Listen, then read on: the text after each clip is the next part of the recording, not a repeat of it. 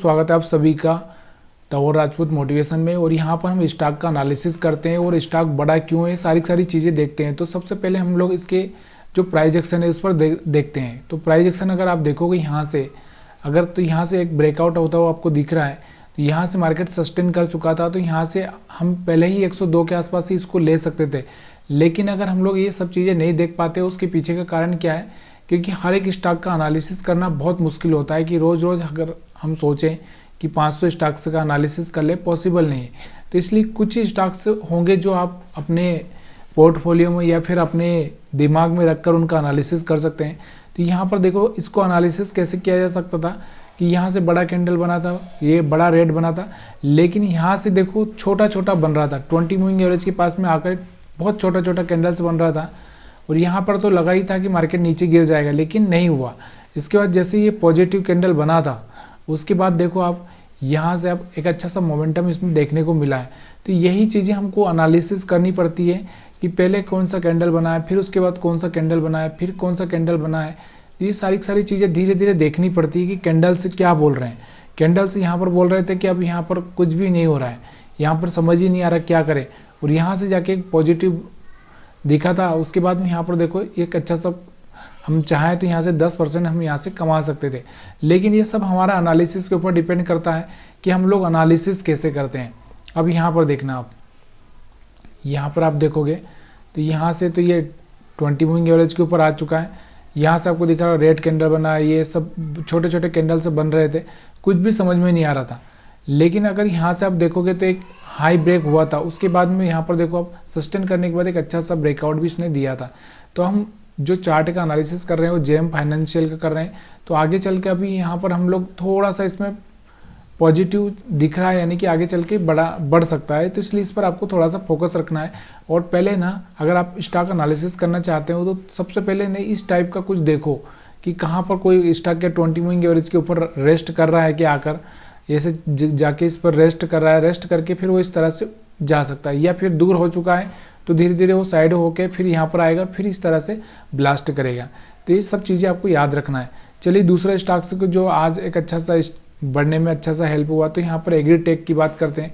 तो एग्रीटेक को अगर आप देखोगे इसका चार्ट, तो यहाँ से तो बहुत ज़्यादा ही मोमेंटम इसने कर दिया है।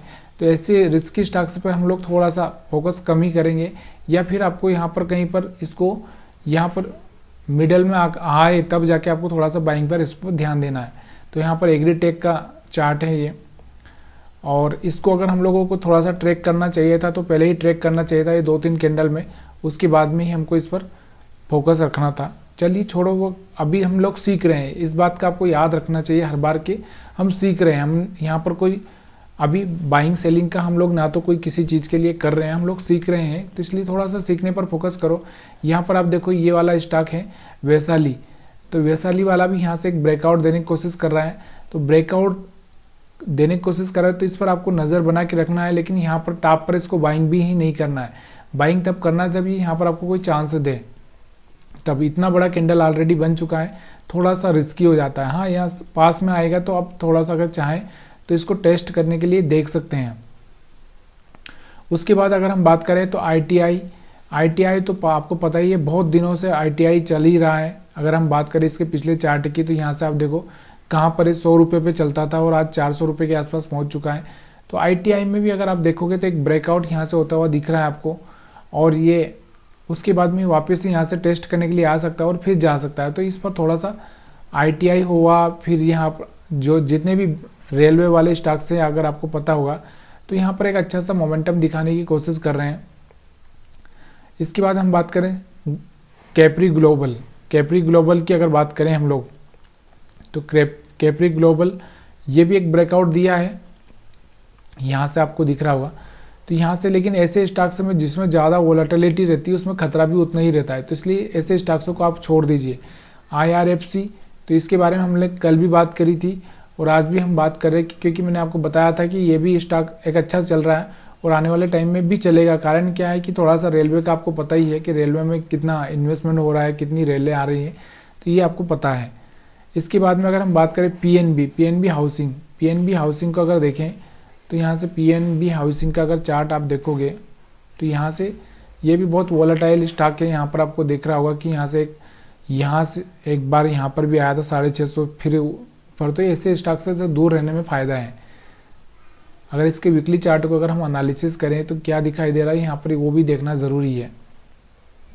तो वीकली चार्ट को अगर हम बात करें यहाँ पर, तो आपको दिख रहा होगा यहाँ से एक हायर हाई ब्रेक करने की कोशिश कर रहा है ये यहाँ से। तो यहाँ से एक अच्छा सा मौका है इसमें।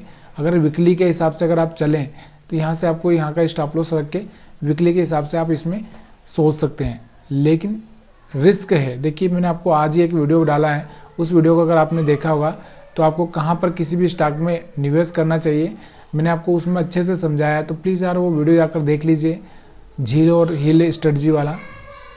तो यहाँ पर देखो एस्टर डीएम भी काफ़ी समय से यहाँ से बुलिश मोड में ही चल रहा है। तो अभी हम लोग एस्टर डीएम को भी अवॉइड करेंगे। ज्योति सीएनसी का आज ही आपको पता होगा, इसका आईपीओ आज ही आया है। तो अभी यहाँ से एक अच्छा सा मोमेंटम इसने दिखा है। यहाँ से अगर देखिए तो इसका ओपनिंग कहाँ पर हुआ, 360 के आसपास, और ये 440 के आसपास जा चुका था। तो ऐसे स्टॉक से आप थोड़ा सा दूर ही रहो। जब तक इसमें कुछ 1-2-4 दिन कैंडल ना बन जाए या फिर कुछ ऐसा ना हो जाए, तब तक आपको यहाँ पर कुछ सोचना नहीं है।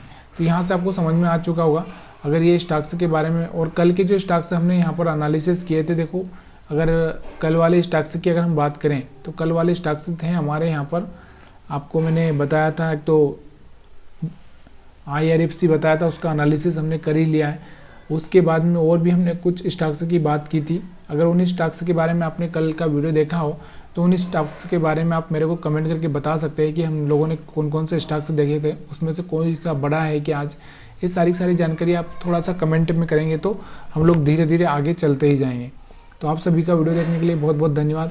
अगर आपको निफ्टी, बैंक निफ्टी का भी एनालिसिस चाहिए तो आप मेरे को कमेंट करके बता सकते हैं, ताकि मैं आपको वो भी एनालिसिस चालू कर दूंगा, तो आपको थोड़ा सा हेल्प हो जाएगा। तो प्लीज़ यार कमेंट करके मेरे को ज़रूर बताइएगा।